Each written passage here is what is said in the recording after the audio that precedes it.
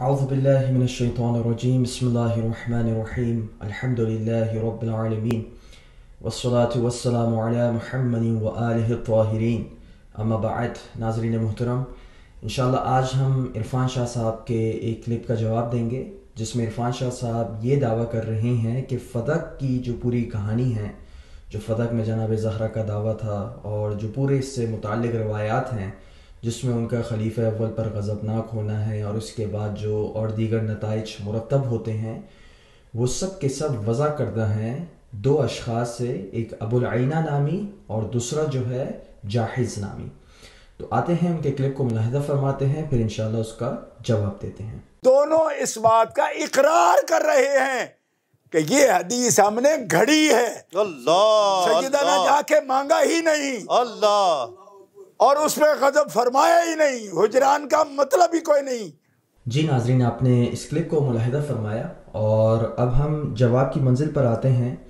ہم اصلی کتابوں کی طرف جاتے ہیں جہاں پر یہ واقعتاً قضیہ پورا موجود ہے۔ یہ ہمارے سامنے کتاب ہے المدخل الی کتاب الاکلیل اور اس کا صفحہ نمبر 130 ہے، اور اس میں یہ نقل کرتے ہیں کہ عبد العزیز بن عبد الملک الاموی یہ کہتے ہیں کہ میں نے اسماعیل بن محمد سے سنا، وہ کہتے ہیں کہ انہوں نے ایک اور شخص سے سنا اور اس نے ابو العینہ نامی شخص سے سنا۔ اب ابو العینہ کیا کہتے ہیں؟ کہتے ہیں کہ میں نے اور جاحظ نے حدیث فدق، یعنی انہوں نے صرف حدیث فدق کہا ہے، اس کو ہم نے گھڑا اور اس کے بعد ہم نے بغداد کے جو علماء تھے ان کی پاس اس کو پیش کیا، ان کی کتابوں میں اس کو پیش کیا، تو ان سب نے اس کو قبول کیا سوائے ایک شخصیت کی جس کا نام ابن شیبہ علوی تھا، اور اس نے کہا کہ حدیث کا جو پہلا حصہ ہے وہ آخری حصے سے مشابہت نہیں رکھتا بلکہ ان میں کچھ جوڑ نہیں بن رہا، چنانچہ سوائے اس کے تمام بغداد کے جو علماء تھے، جو شیوخ تھے، انہوں نے اس روایت کو قبول کیا۔ اب بات یہ کی جا رہی ہے، اور یہ بائی دا وے یہ والی بات جو ہے وہ علامہ ذہبی نے بھی اپنی کتاب سیر اعلام النبلاء اس میں بھی جلد نمبر 11 صفحہ نمبر 529 میں نقل کیا۔ اس کے علاوہ بھی اس کے اور دیگر جو ہے مصادر ہیں، لیکن ہر روایت جو ہے وہ انہی روات پر آ کر منتہی ہو رہی ہے۔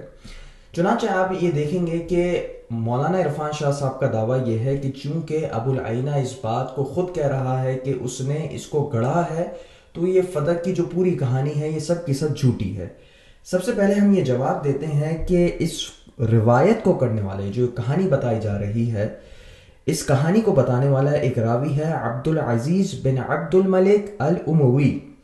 اس راوی کی کوئی صریح توثیق ہمیں ابھی تک دستیاب نہیں ہو سکی، ممکن ہے کہ مزید تحقیق کے بعد کوئی محقق ہمیں بتا سکے۔ یہ تاریخ علماء اندلس ہمارے سامنے موجود ہے، صفحہ نمبر 472 ہے، اور اس میں راوی رقم نمبر 832 میں ان کا تذکرہ کیا جا رہا ہے،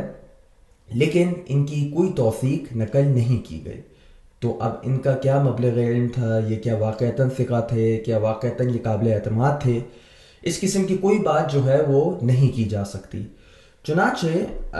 یہ والی بات اگر آپ دیکھیں تو یہ بات کہی جا رہی ہے کہ حدیث فدق کو وضع کیا گیا، اور فدق کا جو دعویٰ ہے جو کیا گیا ہے جناب زہرا سلام اللہ علیہا کی طرف سے، جن روات کے ذریعے ہمارے پاس پہنچا ہے، اس میں ابو عینہ اور جاحظ ان دونوں کا تذکرہ ہمیں دور دور تک کہیں نہیں ملتا۔ اگر ہماری بات پر آپ کو یقین نہ ہو تو آپ صحیح بخاری اٹھائیے، حدیث کا رقم ہے 3092 اور 3093، اور مسلم 1759۔ دونوں میں آپ دیکھیں کہ بخاری کہتے ہیں عبد العزیز بن عبداللہ، وہ ابراہیم بن سعد سے، وہ صالح سے، وہ ابن شہاب سے، وہ عروہ بن زبیر سے، وہ عائشہ سے نقل کرتے ہیں، اور اس میں وہی بات ہے فغضبت فاطمۃ فہجرت ابا بکر فلم تزل مہاجرتہ حتی توفیت۔ تو یہاں پر بھی آپ واضح طور پہ دیکھ سکتے ہیں کہ کہیں بھی آپ کو ابو العینہ یا جاحظ نظر نہیں آئیں گے۔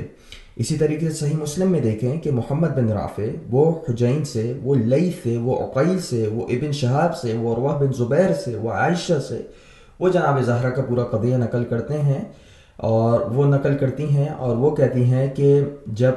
جناب زہرا اپنا دعویٰ لے کر گئیں فَأَبَا ابو بکر ان یدفع الی فاطمة شیئا، تو ابو بکر نے کسی بھی چیز کو دینے سے انکار کر دیا.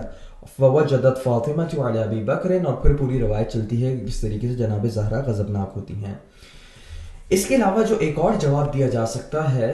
یہ بات ہو گئی کہ پہلی بات ہے کہ خود اس کہانی کا راوی وہ مشکوک ہے، دوسری بات یہ ہے کہ اس کے علاوہ بھی یہ بات منقول ہے،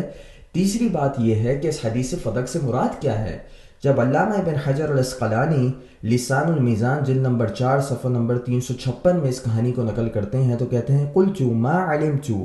ما اراد بحدیث فدق، کہ مجھے نہیں معلوم کہ حدیث فدق سے کیا چیز مراد ہے. یعنی ممکن ہے کہ اس سے مراد جو ہے یہ بات بھی ہو سکتی ہے کہ جناب زہرا کیا شیخین سے راضی ہوئی تھی یا نہیں ہوئی تھی، اس سے اور چیزیں بھی مراد لی جا سکتی ہیں. چنانچہ ایک بہت ہی مبہم بات ہے، یعنی میں کہوں کہ حدیث غدیر یہ روایت ثابت نہیں. اچھا، حدیث غدیر کا کون سی بات ثابت نہیں ہے؟ کیا آیت ابلاغ کا نزول ثابت نہیں ہے؟ کیا آیت اکمال کا نزول ثابت نہیں ہے غدیر کے وقت؟ کیا نبی کے الفاظ من کنت مولا ثابت نہیں؟ یعنی کیا چیز ثابت نہیں ہے؟ اگر میں مبہم جملہ بولوں، اس مبہم جملے سے آپ پورے قضیے کا انکار کرتے ہیں، یہ خود جو ہے بددیانتی ہے. عرفان شاہ صاحب آپ اس چیز پر غور کریں کہ یہاں پر ایک روایت کی بات کی جا رہی ہے، جبکہ ہمارے پاس جو روایات ہیں فدق کے حوالے سے وہ کثرت سے روایات ہیں. تو آپ اس چیز کو کس طریقے سے کہہ سکتے ہیں کہ اس سے مراد جو ہے جناب زہرا کا اپنا حق لینے والی بات مراد ہے؟ یہ بات ہوئی. اور اس کے بعد ہمارے سامنے یہ ایک اور اہم ایک مسودہ ہے، اور یہ ہمارے پاس ابن تیفور، یہ بہت ہی قدیم عالم دین ہے، ان کی کتاب ہے بلاغات النساء، اس کا صفحہ نمبر 16 ہے، اور یہ ابن تیفور ان کی وفات ہوتی ہے 280 ہجری میں. اب آپ ایک عجیب بات ملاحظہ فرمائیے کہ اتنا قدیم عالم دین وہ نقل کرتا ہے، وہ کہتا ہے کہ ایک علوی یعنی ابو الحسین زید بن علی بن حسین بن علی بن ابی طالب، ان سے جناب زہرا کے خطبے کے بارے میں پوچھا گیا جو فدق کے بعد خطبہ دیا گیا. تو کہا کیا کہ بعض لوگ کہتے ہیں کہ یہ ابو العینہ کا کلام ہے. بہت دقت سے آپ ملاحظہ فرمائے گا کہ خطبہ فدق کے بارے میں کہا گیا کہ یہ کلام ابو عینہ کا ہے. تو اس کے جواب میں کہتے ہیں کہ ہم نے مشائخ علی ابی طالب کو دیکھا ہے، یعنی جو علوی تھے، جو حضرت امیر المومنین علیہ السلام کی اولاد میں سے تھے، وہ اپنے آبا، وہ اپنے اجداد سے اس خطبے کو نقل کرتے ہیں اور اپنے بچوں کو تعلیم دیتے ہیں اس خطبے کی.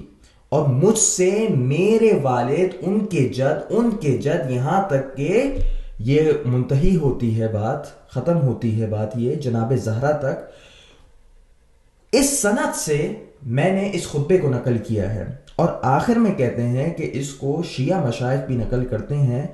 اور اس کو اس وقت سے بیان کیا جا رہا ہے جب سے ابو العینہ کے دادا بھی پیدا نہیں ہوئے تھے. توجہ کیجئے گا، یعنی ابو العینہ تو بہت بات کی بات ہے، ابو العینہ کے جب دادا بھی نہیں تھے اس سے پہلے سے یہ خطبہ نقل کیا جاتا ہے. تو یہ آپ نے پوری کہانی آپ نے اگر ملاحظہ فرمائی ہو، یہ سب کی سب من گھڑت ہے، سب کی سب جھوٹی ہے، اور یہ جو باتیں کی جاتی ہیں یہ فقط اور فقط اپنے خلیفہ کو بچانے کے لیے کی جاتی ہیں، جس کا علم سے کوئی بھی تعلق نہیں. انشاءاللہ میں سمجھتا ہوں کہ ان دلائل کے تحت ہمارے جو سامعین ہیں ان کو اندازہ ہو گیا ہوگا کہ عرفان شاہ صاحب کے دلائل کتنے کمزور تھے. وصلی اللہ علی محمد و آلہ الطاہرین.